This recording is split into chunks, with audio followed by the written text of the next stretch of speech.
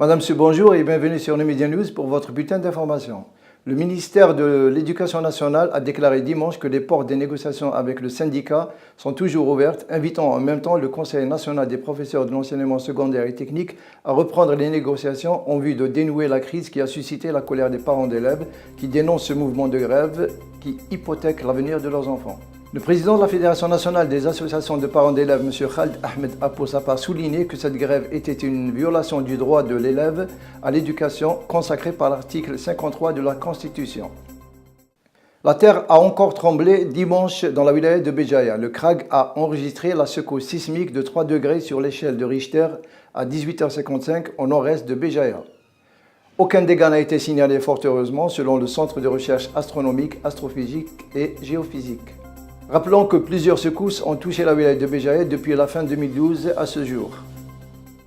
Les négociations de paix en cours à Kampala entre le gouvernement de Kinshasa et le mouvement rebelle de M23 se dirigent vers l'échec, a indiqué dimanche un officiel du gouvernement de la République démocratique du Congo.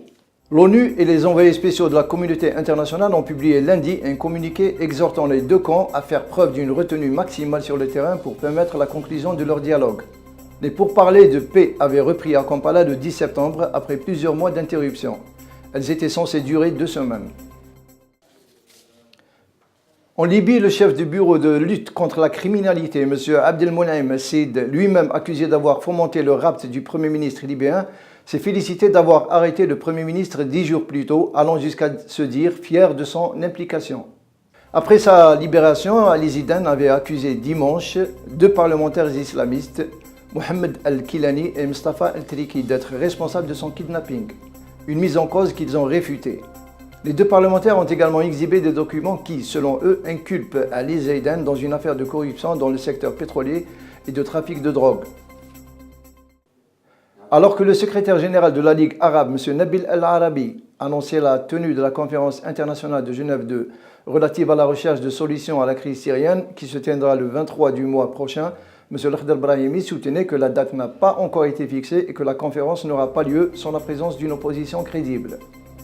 Toutefois, l'envoyé spécial de l'ONU a estimé que les 2 parties en conflit doivent trouver un terrain d'entente pour participer à la conférence internationale Genève 2.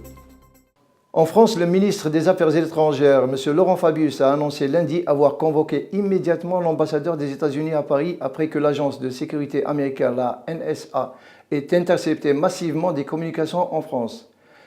Charles Rivkin sera reçu ce matin même au Quai d'Orsay, a déclaré Laurent Fabius. Ces informations sont choquantes et vont appeler des explications précises des autorités américaines dans les heures qui viennent, avait affirmé un peu plus tôt Manuel Valls. L'agence américaine de contre-espionnage NSA a en effet intercepté de façon massive les communications téléphoniques de citoyens français, révèle lundi le quotidien Le Monde, citant des documents de l'ancien consultant de la NSA, Edward Snowden.